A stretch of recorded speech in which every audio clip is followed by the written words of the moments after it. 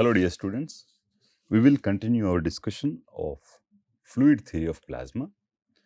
In the last lecture we have seen what is the importance of total derivative and what is the meaning of control volume and how many different types of control volumes can be there and what is the significance of each of these control volumes.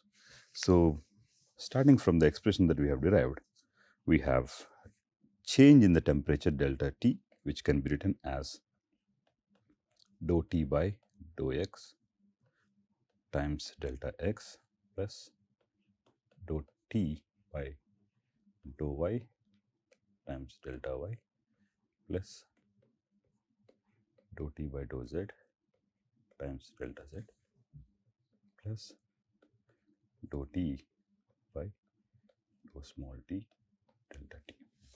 We can divide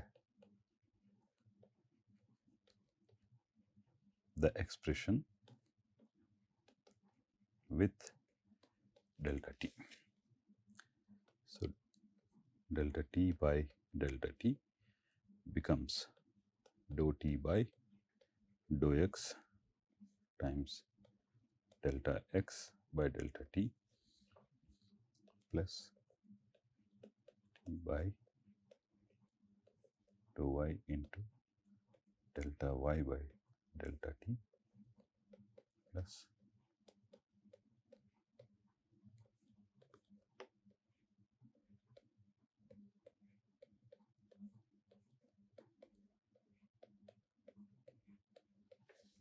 right.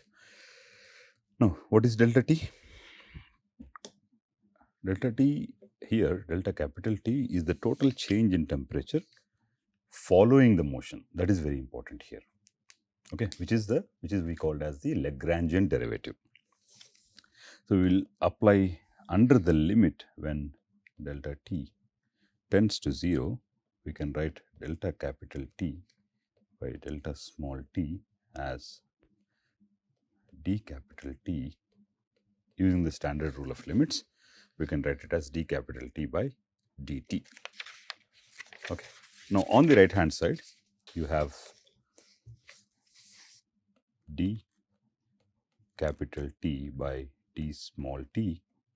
On the right hand side, we have the partial change of temperature with respect to only time plus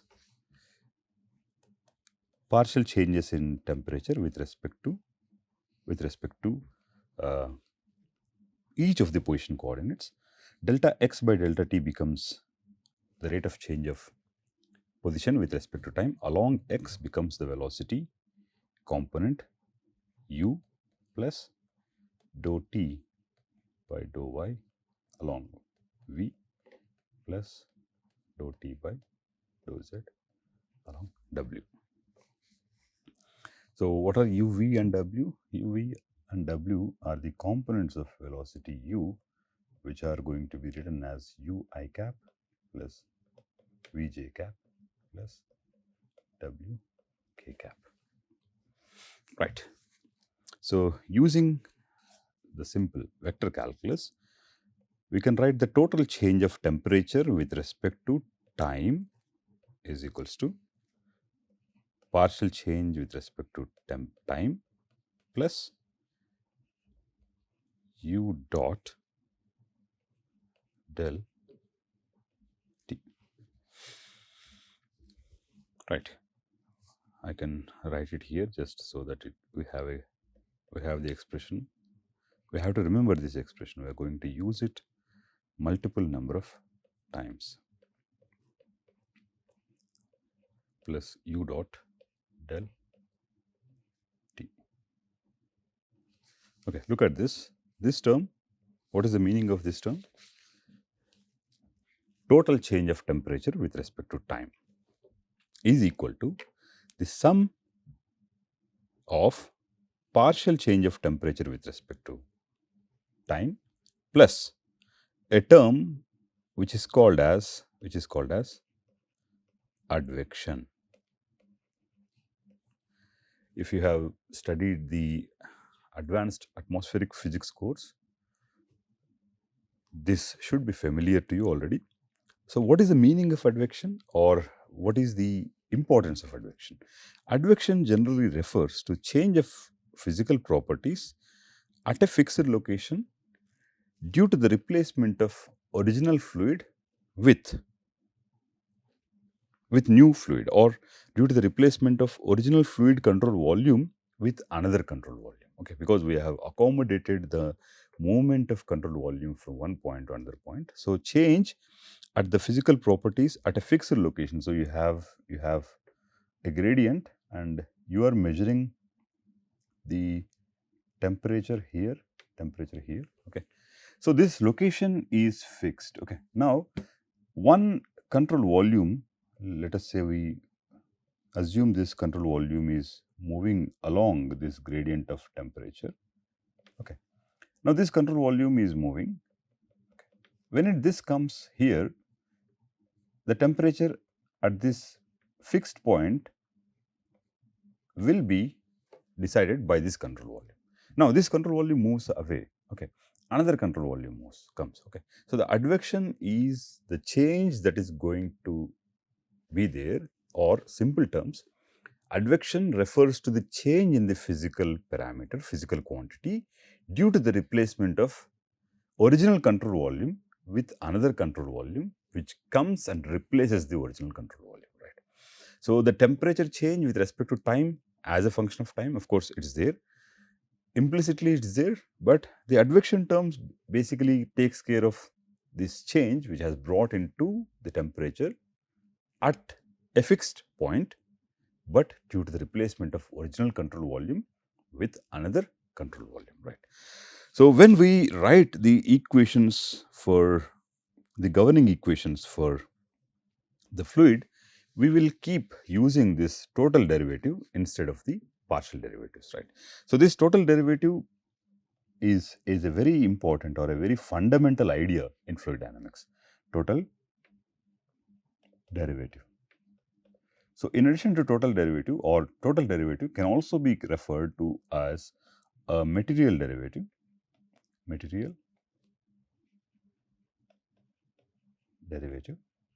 or it is also referred to as a substantial derivative. All right. So what you have to remember is, if you want to account the change in a physical parameter along the motion of the fluid, you should use the total derivative. That's it. A simple take home for our discussion about the basics of fluid dynamics and total derivative is that if you want to account the change of a physical parameter along the movement of the fluid, following the motion of the fluid, you have to use the total derivative. Okay, right. Now, like I said in the last lecture, we are going to use this control volume as a representative of the entire fluid. This is very important. Okay, for us, this control volume is the fluid. Okay, or whatever that is there inside this control volume is the fluid. And what we are going to do is, we are going to apply the law of conservation. What is conservation? Conservation means something which remains, which needs to be kept constant. The law of conservation of, number one, mass, number two, momentum, and the law of conservation of energy. Right. So we are going to apply these laws for this to get, what do we get in return of applying this? We get the governing equations. Okay, fine. So the first set of conservation law, the first conservation law that I am going to apply is the law of conservation of mass. What is the law of conservation of mass? If a physical system goes under some effect or under some transformation, we expect the mass to remain constant. If the mass is not constant, the deficit in the mass should be equal to the amount of energy that has come out of the system, right? So, law of conservation of mass will give us the most important equation in the governing equation, one of the most important, okay, which is law of conservation of mass. All of you at this point must be knowing that law of conservation of mass gives you the continuity equation. So, what we are going to do is we are going to derive the mathematical form of the continuity equation for the fluid, which is as well valid for the plasma. But the continuity equation we are going to derive in both the for both the control volumes. One, the Euler control volume and the Lagrangian control volume. Okay. So, first we will take the Euler control volume. First one, let us consider the control volume like this. Just a cube in which we assume the fluid to be there. Okay, so let us say this is our control volume. Our coordinate system is simple. We have x, y, z. So the sides of this control volume become delta x, very small volume we are considering. Okay, and this is delta y, and this is delta z. So you all must be knowing that the law of conservation of mass is the most fundamental conservation law. Okay. So let us consider a small control volume of sides delta x, delta y, and delta z. What type of control volume is this? This is an Eulerian control volume. And what is the basic property of this control volume? It remains fixed. It's not going anywhere in the fluid. Okay. So the control volume is fixed and the fluid will flow through the control volume. Okay.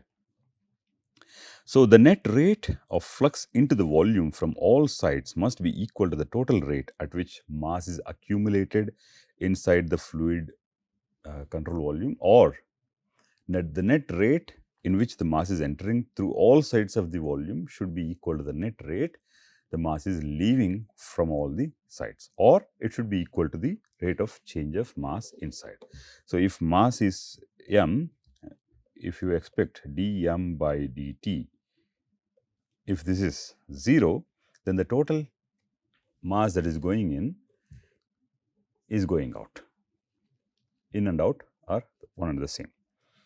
When there is more amount of mass but less amount of mass leaving the control volume, you would expect that some amount of mass is getting accumulated inside the control volume. That means the output from the control volume is going to be smaller than the input, which means this control volume can be treated as a sink. And exactly opposite, if you are pumping certain amount of mass of fluid inside and more amount of mass is coming from the control volume, it means that additional mass is being generated inside the fluid. So in this case, the fluid control volume becomes a source of mass. Okay. So these three situations can exist. An equation which beautifully combines these three situations is basically the continuity equation. That's it. Okay. So to go ahead with our mathematical derivation, we define few physical parameters. Okay. So we define mass, we define what is called as the mass flux. What is mass flux? Mass flux is rate of change of mass divided by area. Okay. Rate of change of mass can be written as m dot divided by area. You consider one area, let us say we take this area which is delta z, delta y. Okay. Now, if this control volume is not going anywhere and it is actually the fluid which is going inside, the rate at which mass changes with respect to time per unit area, per this area delta y, delta z, is called as m dot. Okay. So, m dot can be, m dot is m by t, right? And if density is given as rho, mass flux can be written as, mass flux is m t power minus 1, because rate of change of mass m by t, m t power minus 1 divided by L square, which is area. Mass can be written in the units of density, rho L cube t power minus 1 divided by L square, which is rho L t minus 1, which is nothing but rho times the velocity u. Now, you see the rate at which mass is changing per unit area of this control volume seems to be dependent on the velocity with which the fluid is moving. We have not considered anything related to the velocity, but still the velocity has come into our expressions, and total mass flux per unit area is density of the fluid multiplied by the velocity component along that particular direction. As simple as that, right? So, in addition to the mass flux, we define another parameter. We already used it, but nonetheless it is, which is called as the mass flow rate, which is dm by dt, which is m t power minus 1. Okay, so mass flow rate is using the mass flux. Mass flux is rho u. So, mass flow rate can be written as rho u a. Okay. Mass flow rate is density times the velocity times the area. Mass flux is density times velocity. Okay. Right. Now, let us derive the continuity equation with the help of these two variables. Now, we have the control volume. We should know how much amount of mass is going in. We will calculate how much amount of mass will go out from this side. In the similar way, we will try to consider how much amount of mass is coming in from this side and going from this side, and how much amount of mass is going through this side and leaving from this side. So, we would expect the entire mass that is going in should be equal to the mass that is going out. In the process, we will get this continuity equation. Okay. Let us consider this control volume. For this control volume, let us define this shaded area element as side 1 and the opposite side as side 2. Okay. So, the mass flow rate through the phase 1, let us write it down. So, what is it? Mass flow rate through side 1. Mass flow rate through side 1. What do you need? You need the density, you need the velocity along that direction, and the area that is along perpendicular to that direction, right? Now, the density is rho, direction that you have taken is x between 1 and 2, and area is delta y, delta z. So, that can be written as rho u delta y delta z. So, what is this? This is the mass flow rate through phase number 1, right? Now, what will be the mass flow rate that is going out through going out through side 2. Okay, so what is it? We have to find out how much is going out from the side number 2. So we can apply a simple rule. What is the rule? If you know the analytical form of a function, and if you know the value of the function at certain point along the axis, the value of the same function at any subsequent point can be the initial value. So let us say you have this number line, okay, and you have a function f x. You know the value of the function at here, the value of the function here. Now, if you can substitute the value of x into fx, you will be able to find out what is fx1, fx2. But how can we relate these two values, or how can we relate these two numbers? So, the value of the function at the subsequent point is going to be equal to its initial value at 1 plus gradient of the function multiplied by the displacement. This is delta x, displacement, right?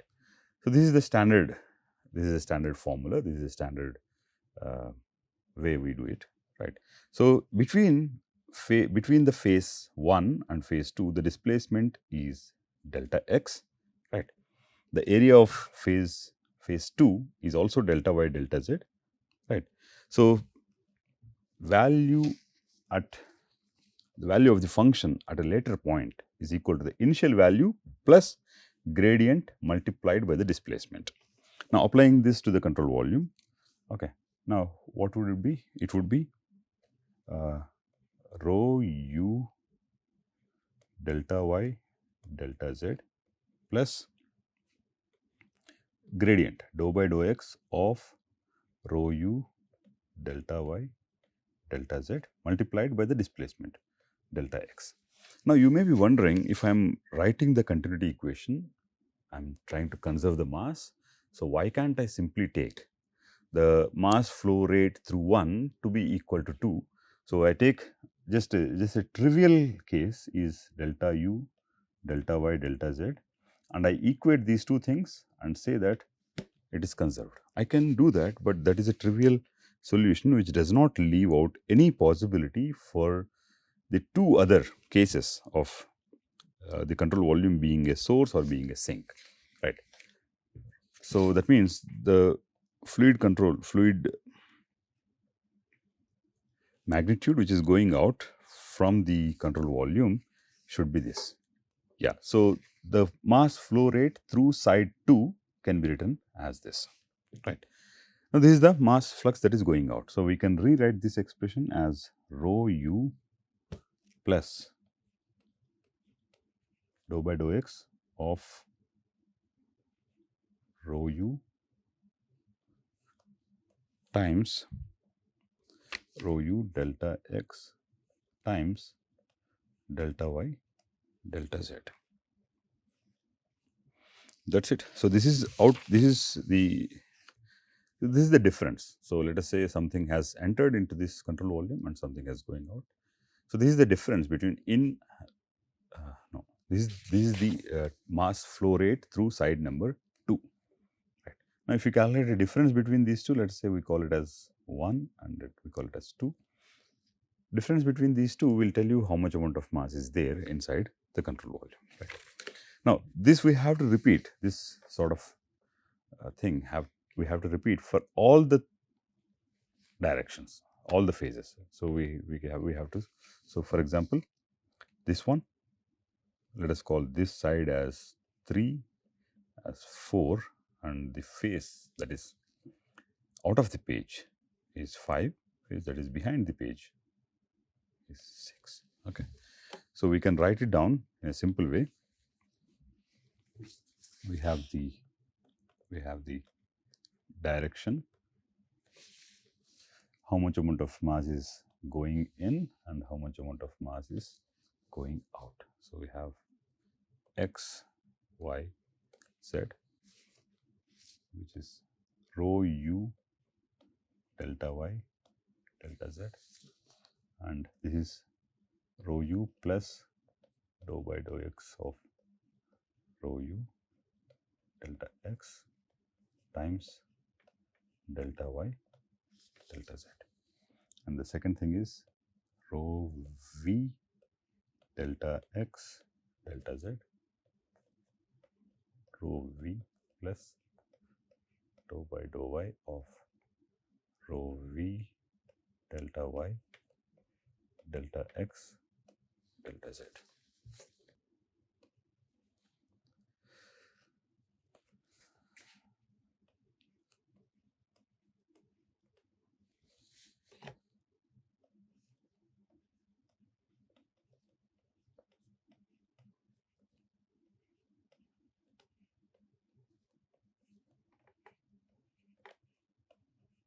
Right. Now, the sense of continuity equation is the balance between whatever that is going in minus whatever that is going out. So, if you can combine all these terms and then subtract them from this, we will get the continuity equation. Right. Now, just it is important to have a sense of this dm by dt, rate of change of mass. Okay, how do you say rate of change of mass? Right. Let us consider a small box. Okay, now the amount of mass that is going in through this phase A is 3 kg per second, for example. So, what do you mean? So, 3 kg of fluid is passing this side per second. For every second, 3 kg is going in. Okay. Now, the amount of mass that is going out of this opposite side is 2 kg per second. Right. Now, what would happen after 1 second? Immediately after 1 second, how much amount of mass will be there inside? 1 kg of mass will be there inside. Right. Now, this is if this is instead of 2, if this is 4, what will happen? This control volume should be capable to generate or to create 1 kg of mass and throw it out. Right. So, this is the case of a sink, and this is the case of a source. So, we need not always have a balance between in and out. The sense of equation is that it captures how this balance actually works. That is the basic idea. Okay. So, in the next lecture, we will carry out this analysis of combining all the mass that is going in and subtracting it from the mass that is going out, and thus getting the continuity equation. By the way, this form of continuity equation is for a control volume which is fixed with respect to the coordinate system, or Euler type of control volume.